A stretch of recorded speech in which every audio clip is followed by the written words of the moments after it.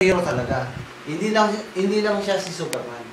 Wala lang siyang power. Oo, hindi. May mga powers na rin. Kaya lang ayaw hindi naman ako naniniwala sa superhero. Ayun nga yung ibig niya Ikaw sabihin, nga. paano daw magkakaroon Paano mahilig ka sa wala utak mo? talagang alien. Sa Kaya nga. Kaya Superman, meron din Superman. Paano mo malalaman Hindi. sa utak mo? Tingnan mo ha. Na Kasi may- parang halimbawa, yung mga writers ng mga ganyan, kung tutuusin, mismo sila, parang sila na yung alien. Kamuha Kasi, sila naman yung kuko mo.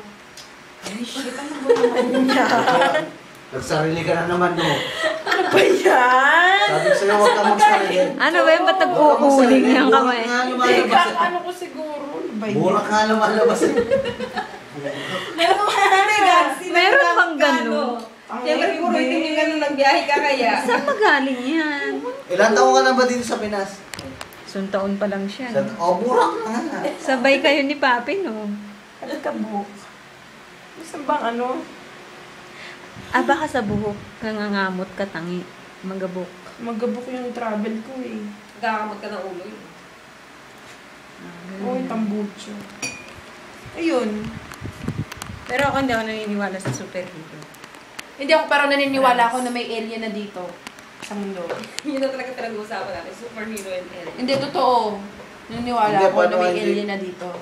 Kasi, Ang Superman, meron. marami nang nangyayari na hindi kayang isang ordinaryong tao lang na biglang nagsulputan kaya nga sila. yung mga doktor nga eh. Pagka nakulam ka, hindi nila alam kung ano sakit mo. Pero naniniwala Pero ako hindi sa... na alien yun, maligno yun. Ako, naniniwala ako sa kulam kasi Oo, may nakita na ako. Hoy, naniniwala ako sa kulam dahil ako mismo sa anong mata Akala ko na Akala ko sasabihin niya kung mangkukulam sa siya. sa dalawang mata ko, Oo, nakita ko. nasaksihan ko. Sino Na na yung kinukulam, yung Ganito. ano. Kasi yung Meron ng ano, hindi, sugat yung ako, kaibigan ko ano. kasi, namit ko yon sa Takana. Sabi niya sa akin, bayit, samahan mo naman ako dun sa magpapagamot lang ako. No, sabi niya ganon. Eh di, ang tiyan niya, flat pang ganyan, no.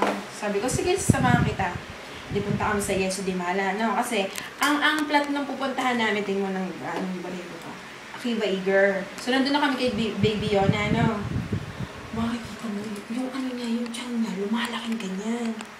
Sabi niya, ba't tingnan mo yung tiyan ko, lumalaki. Sabi ko, nasa na ba yung magagamot na pupuntahan natin? Sabi niya doon sa Akiva Eager, higit ko siya kasi habang lumalapit dun sa lugar ng manggagamot, Lumalaki naman. lumalaki yung tiyan niya, hindi siya makalakad. Parang ayaw siyang papuntahin doon. Pinipigilan siya. Pinipigilan siya.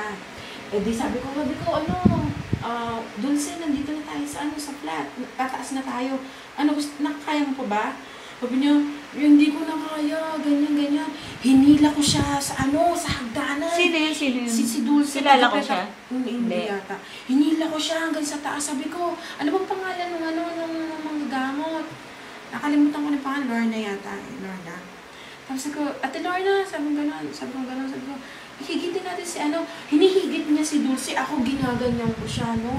Tapos pagdating dun sa pinto, binuksan niya, no? Sabi niya, halika, natin. Tapos biglang nag-iba yung boses. Nung babae? Nung bang ni Dulce. Dulce. Sabi niya, bitiwan mo ako. Naging panlalaki yung boses niya. Huh? Tapos sabi niya sa akin ni Ate Lorna. Pilipino rin yung Pilipino, sabi sa akin ni Ate Lorna. Yung kasi may mga bata sabi niya. Pigilan mo yung mga bata na na pumasok dito sa loob ng kwarto. Gagamutin ko lang tong ate mo kasi medyo mas matanda sa akin. This nakaganyan nakasakat kasi walang pinto kainan yan nagtatakbo yung mga bata. Tingnan ko yung ganyan tapos nag-uusap sila, ang laki na ng tiyan, ganyan na. Tapos may kinuha yung edi nagsindi na kanila, no?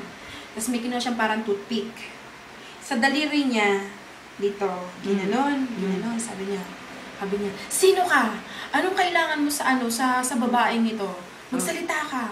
Tapos nag-iba yung salita nung kaibigan ko. Ano sabi? Sabi niya, tanggalin mo yan, masakit yan. Sabi?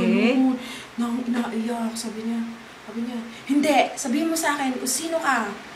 Bakit mo ginagambala tong babaeng to? Sabi niya, tanggalin mo muna yan, sasabihin ko din sa'yo.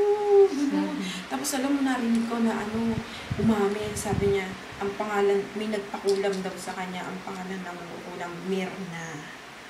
Sa halagang $300. Tapos ang nagpakulam sa kanya, yung may utang sa kanya na inano pala niya, Dinaktakan niya. Dinakdakan niya. Tapos sinumpa siya na ang mga anak mo, uuurin pati siya. Tapos nakita ko talaga na nagbabago yung boses, na biglang lumiit yung tiyan. Biglang pagkatapos ng session na yon, biglang lumiit yung tiyan. As in. Ang galing naman, may nanggagamot sa Israel. Oo, meron. Tapos as in, ano na niya na, Sip niya na yung Isip niya na, Tapos okay na, Di sabi ko, di hinatid ko na siya sa Sherot na na na siya, tapos binigyan na siya ng mga, binulong-bulungan na siya, ng mga kung ano-ano, kung anong gagawin niya sa bahay. Tapos alam mo ba, tumawag uli siya sa akin, nasa petak tikbo na siya, pinakita niya ako sa akin sa webcam, lalong lumaki yung tiyan niya. Ha? Oo. Tapos nung kinaumagahan, pumunta daw sila Ate Laura, nakita ko yung naku. Ay, hindi talaga siya tinigilan. Hindi siya tinigilan. Ay, ano yun? Paano lumitan, barang? Hindi, barang yun. Barang. Paano lumit yun? Tapos dito may uod na nakita. Kasi kapag yung meron daw mga hayop na lumalabas. Oo, barang. Oo, barang. Oo. Usually Tapos, sa summer yun. Kahit sa Bicol meron. Hindi, ang pinakaano sa Source of summer. Kasi doon lahat Tapos, nakatira ang mga Ano nangyari sa kanya? Tapos, alam mo, Para pag, Tapos lumilipat na lang sila Hindi, ng ibang probinsya. yung barang ba, pag daw nakulam ka na or nabaran ka na, hindi daw yung basta-basta na galing. Paulit-ulit din. yung barang ba lalabas yung elepante sa ulo mo? So, paano naman napunta yung elepante doon? Tapos alam mo ba, Mga ipis pinagamot lang, na din yung mga oo, anak niya kasi yun, sinumpa din eh. Na Hindi, pag magaling ang manggagamot, matatalo Kasi- niya yung mambabara. Pero lagi-lagi niya namang lagi-lagi naman. Ngayon hindi ko na nakakamusta eh. Pero ang galing naman gano'n, taga-Bicol yun, taga-Sorsogon na. Siya rin ang nagsabi sa Yung nanay akin. mo. Siya rin ang nagsabi sa akin na Nanay taga Kapis. sabi ko, alam mo ba ako? Di magaling Ang mo taga, dami. Sa sabi ko, Kapis, "Te," aswang. Sabi ko, alam mo ba ako? Ha? Aswang. Ginanya niya ako, Oo, ginanya niya ako. aswang. Ano? Kaya Sabi nga, niya, tingnan mo, ang hindi siya aswang kasi, pantay. siyempre ang aswang, Tingnan mo to, alam may niya P. yung, Hindi siya pantay. Ano? Yan. Lahat naman tayo, lahat ng, yung kalahati ng katawan natin, hindi yan pantay. Hindi, pag inano mo Sa na sa'yo, kanan malaki, pantay sila, diba? sa kaliwa maliit. siguro, Wala. Ito yung pag-anuhin mo, ito yung pag-anuhin mo. ba't sa akin pantay? Kasi Hindi sa akin yan ang pantay. laki, kita mo. Oo, ano daw? Sabi ko sa kanya, bakit, tingnan mo, may P ha, tingnan mo ha. Oh. Ang laki ng ano niya, ng Ito naman, difference. Ano daw Makapag- sabi?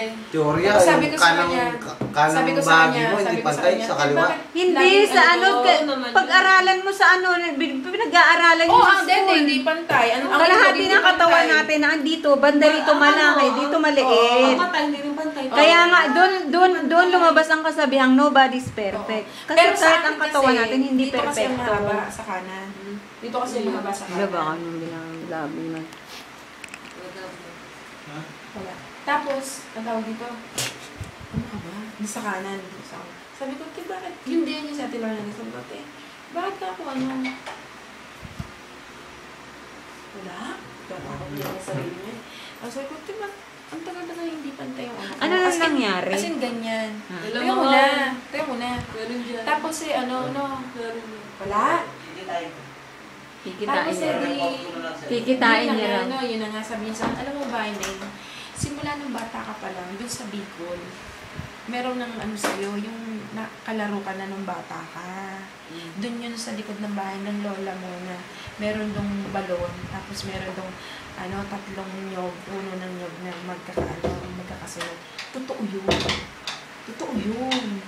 Na may balon na doon, tsaka may puno ng nyog. Hindi ko sinasabi yun sa kanya, ha? Hindi ko sinasabi. Kaya alam mo ba, nung umuwi ako galing Pilipinas, galing Israel dito, pumunta ako ng Bicol. Pumunta ako yun. Talagang nag-offer ako ng kanin. Yun din daw lagi kong kasama noon. Hindi daw yun masama. Maganda, duwende, na mabait daw.